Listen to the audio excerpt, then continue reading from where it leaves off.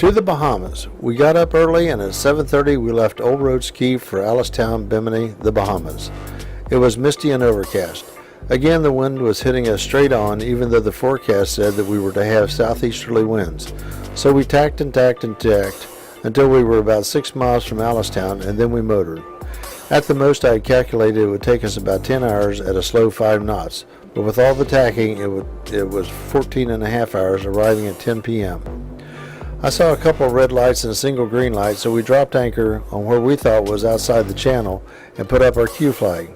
We woke up in the morning of the 20th, about 6:30, and I went to the cockpit to see where we were, right in the middle of the channel because there was a green buoy that had a burned out light next to us. I woke Wanda and Nick up, and we moved the boat down to the beach and reset the anchor. After having breakfast, we motored to the other side of North Bimini to where the marinas are and checked into Bimini Blue Water that was recommended by George Hoxie. I took the papers and passport to the immigration office to check in. We were worried about Gracie because from the time we took her to the vet and arrived in Town, it was a bit over the 48-hour limit.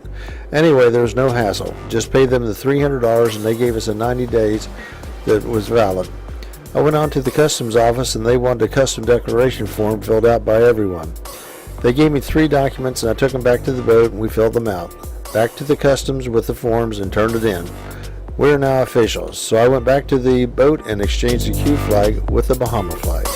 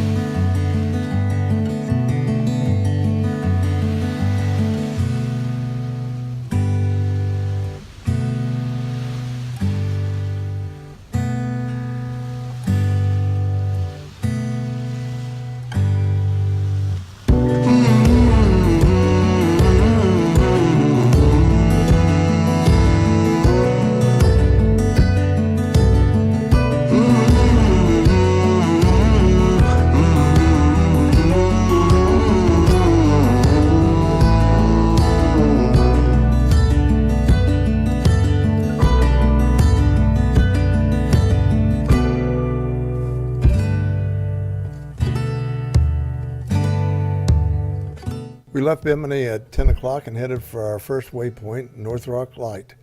We made a right turn and headed to the next waypoint, Mackey Shoals. Our destination for this leg is West Bay, so we were planning on the first day's sail taking about 8 hours. We left about an hour after La Muchacha departed, catching up with them this side of Mackey Shoals. It was a great sail as we were averaging about 8 knots. However, when we got to Mackey Shoals, the crew on La Muchacha decided to drop anchor and spend the night. It had only taken 4 hours to get there, so we were in the middle of nowhere with only La Muchacha in sight. We dropped anchor in 20 feet of water, had a swim, then dinner. Before going to bed, I started up the generator to get the batteries charged and the cabin cooled down. But the generator had a different idea because about 5 minutes into running, it shut down with the light blinking 7 times. That meant there was a lack of water. We checked the manual and it said the probable causes were the impeller was bad, the filter basket was full, or the seacock was blocked. So we spent a long, hot, and humid night with the boat rocking and twisting. Finally, morning came and we decided that West Bay was still not attainable for the day, so we headed to Chub Key.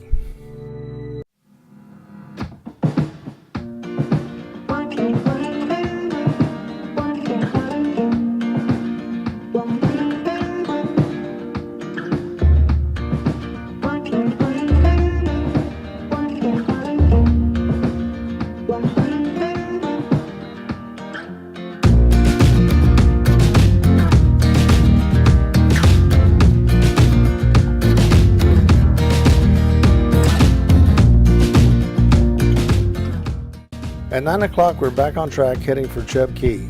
The wind was great and we were hitting over 9 knots. Even a couple of times we went over 10. The sail was great and the sea was very smooth.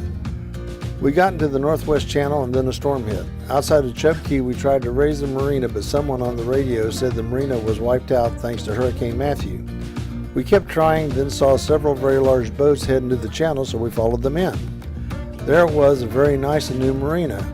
We and La Muchacha pulled in next to the fuel dock and waited for someone to appear. The dockmaster finally arrived and we were given a slip next to each other. Since we were under electric power, we got the boat ready for the storm that was supposed to hit that night, then ate. Thursday the 24th. It was a beautiful day as the storm passed by. Nick and I started working on the generator to get that impeller changed out. To get to the engine was an experience in itself, as it took right at 2 hours to remove all the shrouding that encompassed the engine. We removed the impeller and it looked okay, not what I expected, but put a new one in and let it run for about 5 minutes. It was okay. Later on, Tom came over and we started working on the furling sail while Wanda and Nick did some sightseeing. After fixing the screw, we checked further on the furling sail unit and found that a bolt had fallen out. This bolt, along with the other bolt, is what held the furling sail to the deck, so it was pretty important.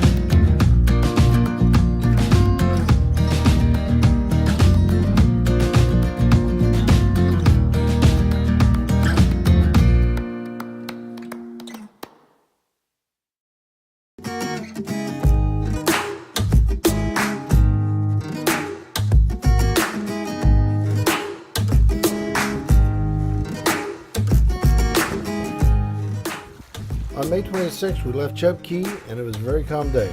The water was like glass, so we motored, arriving at West Bay about 3:30 and then dropped anchor. West Bay is part of the New Providence Island, which is where Nassau, the capital and largest city of the Bahamas, is located. It is also a very shallow and rocky area to get into, so we had to plan on staying to the right of the bay as we entered. The water was so clear. It looked like we could step off the dive platform right onto the seafloor. Wow. We swam and relaxed in the cockpit until dinner time. Wanda was doing dinner, the generator was running, and the AC was really keeping the cabin cool when all of a sudden everything went silent. And here was that light, blinking 7 times again. We checked the generator and it was so hot we couldn't even touch the shrouding. We let it cool down for about an hour, but it was still really hot. At midnight, we finally went to bed and it was really sticky.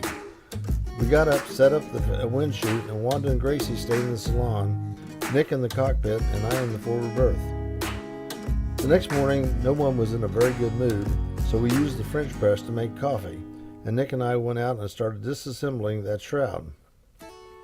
Pulled the water pump in the impeller and it looked okay.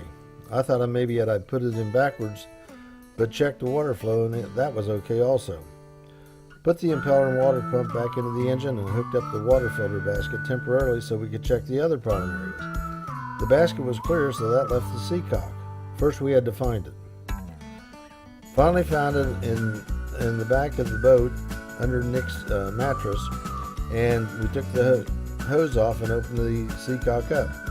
Only a dribble. Nick dove down and tried to use a toothbrush to clean the debris, but couldn't get all the way into the seacock. Finally found a hose that fitted over the seacock and was able to blow the blockage out. Reconnected the hoses, started the generator, and it ran. So we put the shrouding back on and we finally completed the job after 12 hours of work. Wanda was really getting upset about all the problems and what it was costing, especially for a new boat. But today I was with her and we were ready to head home. We have had enough. Luckily we were there 5 days and life was great. No more problems. We went to Nassau on day 3 to get a replacement bolt for the furling that had fallen out. We replaced the bolts and checked the sail for any other problems. Everything was good. As always, when we left West Bay, we had planned to leave about an hour later than La Muchacha. However, it seemed like smacking into the rocks as we left was more important. That took about a half hour to get the boat off the rocks, and all the while the waves were slamming down on the rudder. The depth gauge wasn't very good as it went off after the front of the boat was out of the water. We finally freed up, so we took the boat back to the bay. I dove under to determine the damage. All I could see was about 2 inches of fiberglass that had been shredded, so I cut off the frayed ends with a pair of scissors. I got back onto the boat, checked the steering, and all was okay. So we finally headed to Spanish Wells, about an hour later than we should have. I got with the crew of La Muchacha earlier, and we decided that we would meet at Meek's Patch and spend the night. Since we left so late, they beat us by an hour and anchored. All we got was a pretty nasty storm.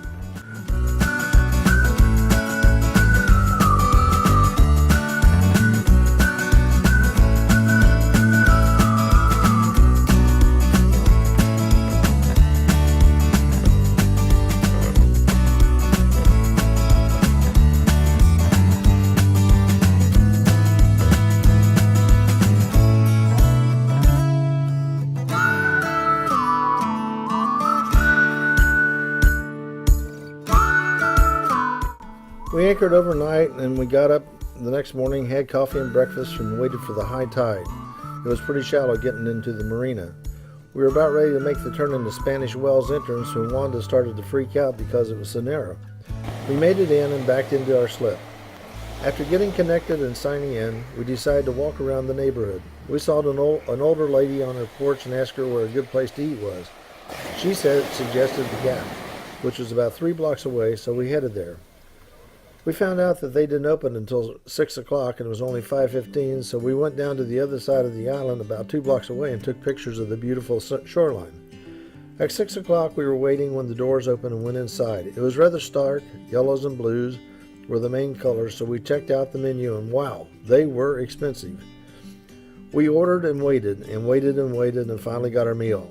We finished eating and waited to get our check. I gave the waitress a credit card and she informed me they were cash only. We managed to scrape together the cash and left. The next evening we went to another restaurant named the Shipyard, which had excellent service and great food, and they took credit cards. Spanish Wells is a town on the island of St. George's Key in North Eleuthera. It is mostly owned by the Penders along with the neighboring Russell Island.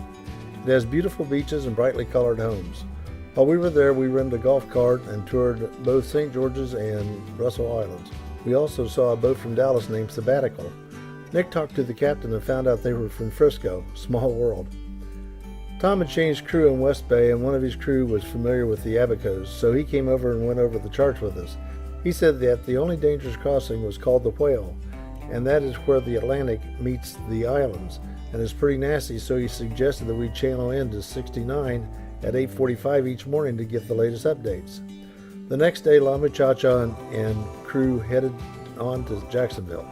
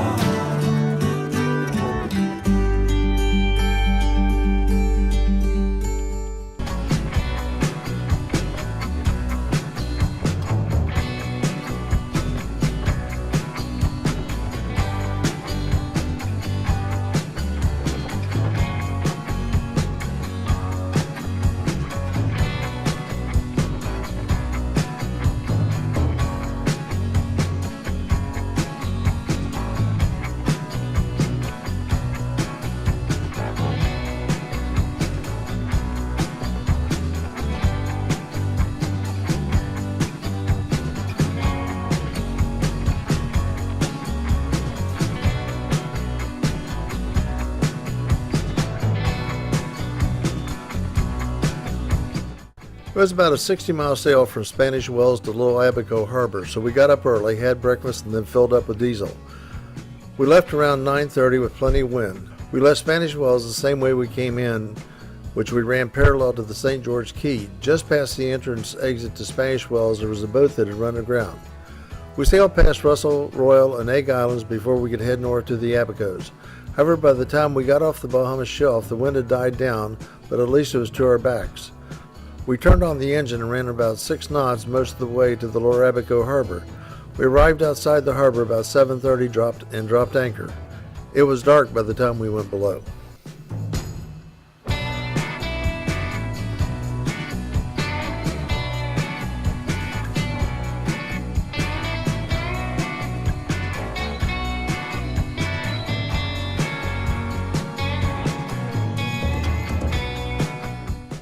We were underway by 9:30. Since it was such a short trip, we decided to motor, just zigzagging around the islands, and got to Tolu Key around 11:30.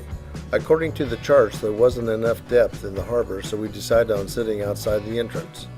Only one big problem. The place we picked was rough, windy, and had absolutely no protection. Eagle-eyed Nick noticed a fairly big boat in the harbor, so we motored around and into the harbor and found that it was about 10 foot of depth at low tide. We dropped anchor, filled up the dinghy with air, and Nick took Wanda and Gracie over to the island so Gracie could do her business. During the night, the generator quit again with the 7 dreaded lights a-blinking. We removed the items from Nick's berth and went through the procedure of blowing the seacock out. All the time we were working on the generator, it was pouring, and of course, we were soaked. Just as we finished, the wind started blowing, gusting up to 25 knots, but we completed the task and then put everything back in the berth and had a great night. The morning of the 9th, another storm blew in. The generator got clogged again, so we got that fixed, taking only about a half hour this time. That day I did some minor tasks on the boat, and Wanda and Nick did some exploring. That evening we went over to Cracker Peas and had an all-you-could-eat buffet. It was great. By the time we had determined that the reason the generator was stopping was because the seacock made a 90-degree turn with only about a quarter of an inch of space within the turn. Coming into the bend, there was about 3/4 inch of clearance, and since there was grass on the seafloor, it got stuck on the bend. To get it corrected, we'll have to get the boat hauled, as the seacock has to be passed into the boat from the outside. Overall, we had the problems about every other night.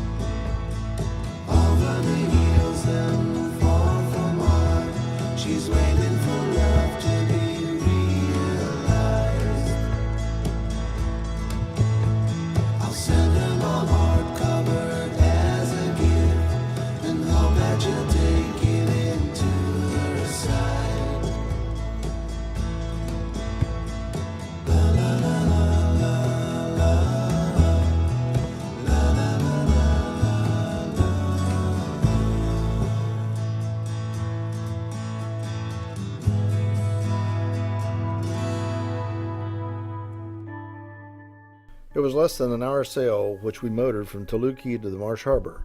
According to the charge, there was not enough water for us to anchor in the Hope Town Bay where we wanted to go. After we checked in, we had another downpour, and then Wanda and Nick took a walk and found a hamburger place called Jamie's. The next day, we took a water taxi over to Hope Town, and the first thing that piqued our interest were the big boats anchored both in the harbor outside the town and in the town.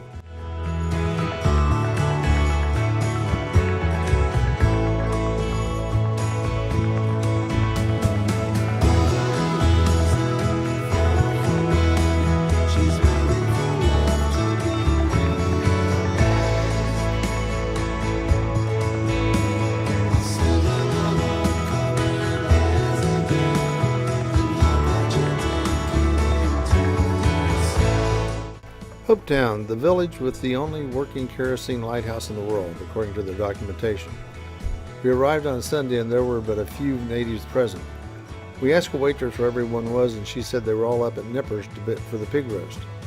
There were only two places we found that were open, the restaurant and the place that made the handbags out of sailcloth. Wanda wanted to check it out, so we headed over. We did do some sightseeing, but since everything was closed, all we could do is check out the scenery. We got the ferry back to Marsh Harbor.